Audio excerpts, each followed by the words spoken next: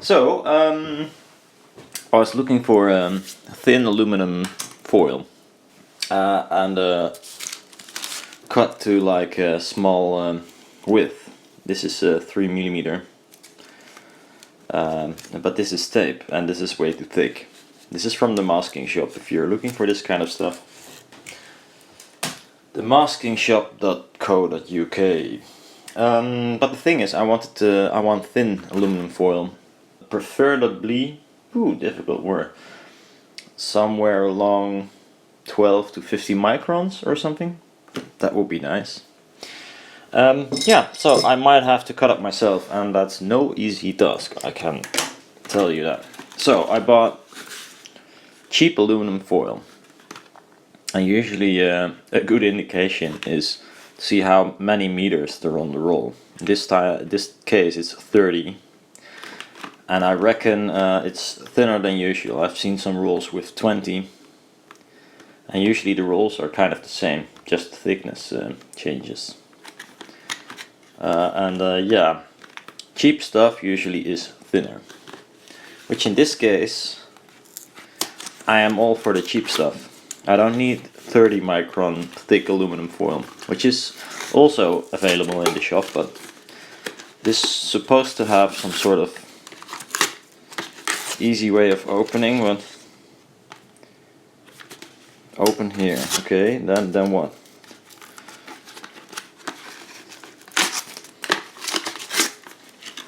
Jesus, blunt as it might ever be. Okay, so foil and a mess. Let's see what thickness this is actually before I'm gonna use this. It's quite a thick roll, by the way.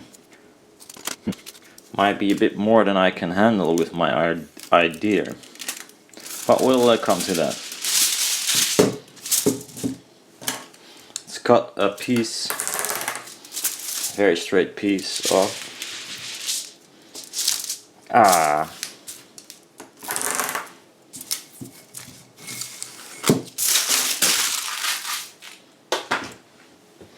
We're gonna fold it a few times. Many times. That's 2 layers. That's 4 layers. 8 layers. 16 layers. Let's do one more. 32 layers.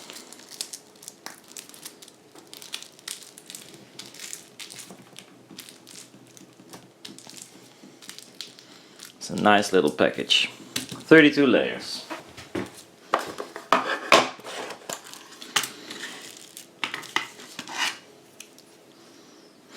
Let's see if it's zeroed. Well, close enough.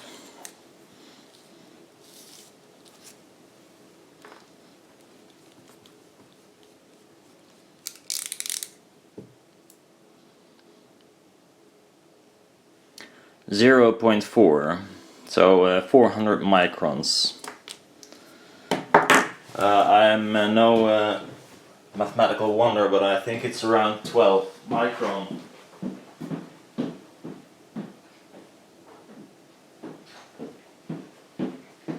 So let's see, we had 32 folds.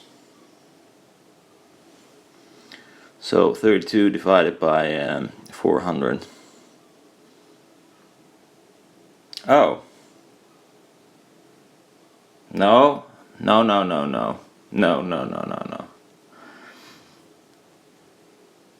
There you have it. Not sure how I thought of doing it the other way around. But yeah. That's what it is. So it's 12.5. So probably it could be, well, 12 is I think a common thickness, but if it actually is exactly 12.5, that would be insane. I mean, to get it this close.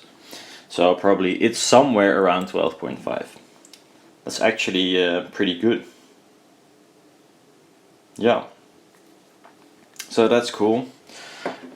Step 2. And that's the problem.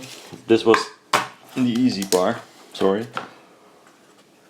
Ooh. A bit tired. Cutting this stuff is gonna be a bitch. Anyone ever tried cutting it? The reason I use this roller blade is, well, I'm gonna actually let you see what the reason is. To be fair, I'll take a new piece of knife.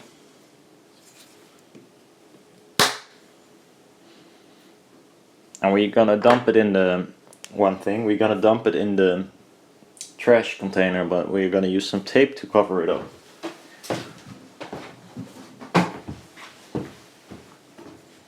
So I think most people don't need need me telling this that it would be a good idea to do this, hopefully, because it's rather sharp still. And for you or the garbage guy, it's nice to not cut off or cut yourself. Okay. So we got a new fresh blade. We're gonna cut it. I know it's wood underneath, so it's not ideal, but you can see it does cut. But it has a quite rough start. Well, this kind of knife, it's rather easy. If it was going, there is not a real nice bearing thing in here. It's like so something is wrong, but yeah, this just cuts way better, especially for even thinner foils. With this knife, even as sharp as it is, you will just make a tear. With this you can cut it. You can cut mylar with 3 micron or something quite easily with this, and not so easy or not at all with this.